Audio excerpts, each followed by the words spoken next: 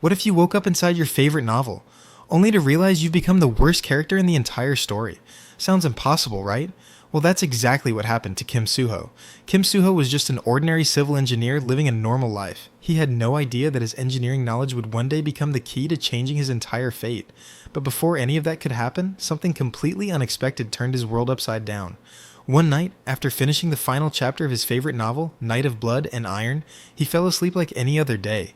But when he opened his eyes again, everything had changed. At first he thought he was dreaming. Nothing around him made sense. Then a man suddenly appeared in front of him. The moment Suho saw his face, his heart skipped a beat. Javier. Not someone he knew in real life, but someone he knew very well from the novel. And not just any character. Javier was one of the most important figures in the entire story. Then Javier looked at him and said, "Master Lloyd, I've been looking for you everywhere. What are you doing here?" And just like that, reality hit him. If the man standing in front of him was really Javier, then this wasn't a dream. He had actually entered the world of the novel. But the worst part wasn't that he got transported into a fictional world. The worst part was discovering who he had become. He wasn't the hero, he wasn't the main character, he wasn't even a powerful side character.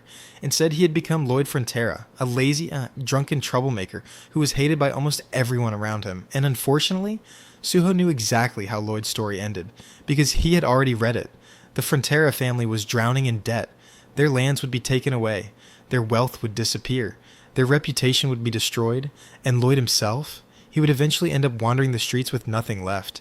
The future had already been written. At least, that's what everyone believed. But there was one thing nobody knew. The Lloyd standing here now wasn't the original Lloyd anymore. Inside that body was Kim Suho, a man who already knew the future. And if anyone had a chance to change destiny, it was him. The question is, can a civil engineer rewrite the fate of an entire noble family? Or is he simply delaying the inevitable? And that's where the real story begins. The scene shifts. A quiet village appears before him. Right in the center stands the Frontera estate.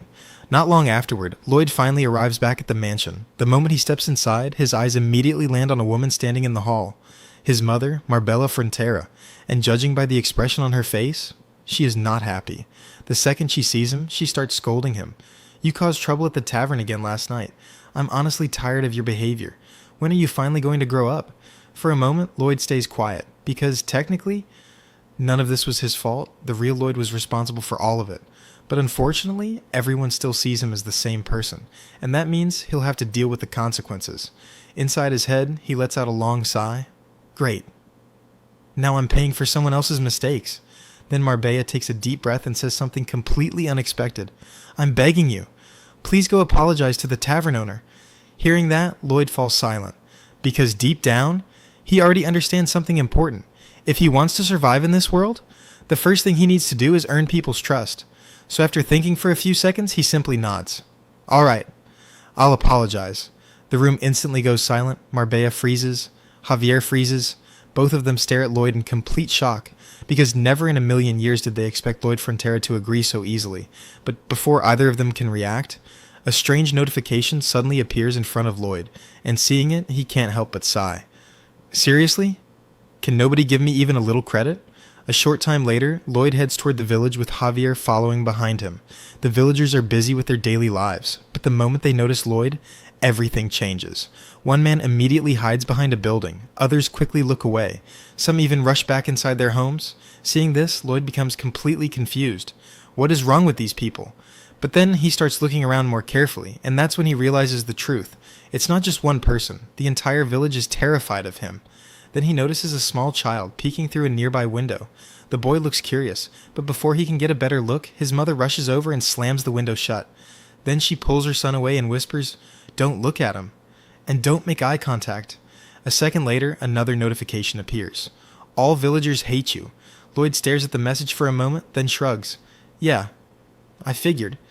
After walking a little farther, Lloyd turns toward Javier. "By the way, why are you still following me? You know you could be literally anywhere else right now." Javier answers without hesitation. "Lordship ordered me to keep an eye on you." Lloyd raises an eyebrow. "So you're spying on me?" "No.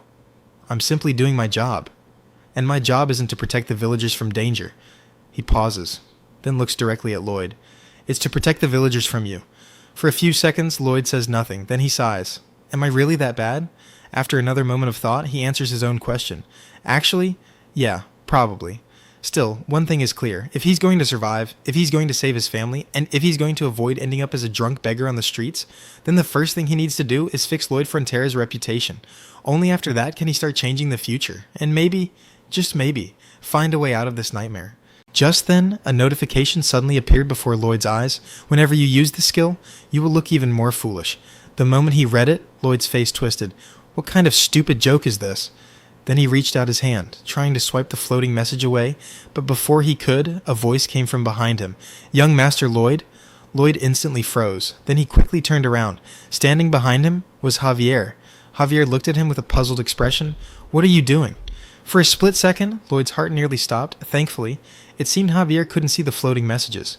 Realizing that, Lloyd secretly let out a sigh of relief. Then he casually replied, "Nothing." Javier narrowed his eyes. "I thought you were thinking about how to apologize." Lloyd shook his head. "No, I was thinking about something else." Then he looked ahead. "Let's go." "Where's the pub?" Javier pointed toward the other side of the village. "It's over there." Soon, the two continued walking, and after a few minutes, they finally arrived in front of the pub. However, the moment they stopped, Javier suddenly looked at Lloyd, as if waiting for something. Seeing that, Lloyd frowned. "What?" Javier took a deep breath, then said, "You may go inside now." Lloyd blinked. For a moment, neither of them moved. An awkward silence filled the air. Then Lloyd suddenly realized something. "Wait, are you expecting me to walk in there and start breaking furniture again?"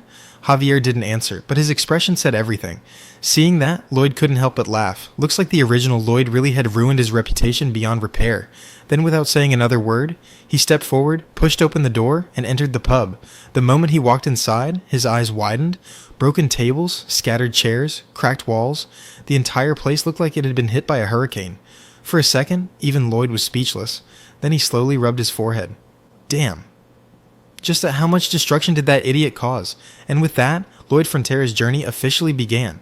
A journey that would eventually turn the kingdom's most hated noble into one of its greatest legends. But before that, he still had mountains of debt to repay, a terrible reputation to fix, and an entire world waiting to crush him. So what will Lloyd do next? Will his first business idea actually succeed? Or will he end up digging himself even deeper into trouble? We'll find out in the next chapter. If you enjoy the story, don't forget to like, subscribe, and turn on notifications so you don't miss the next part. See you in the next chapter.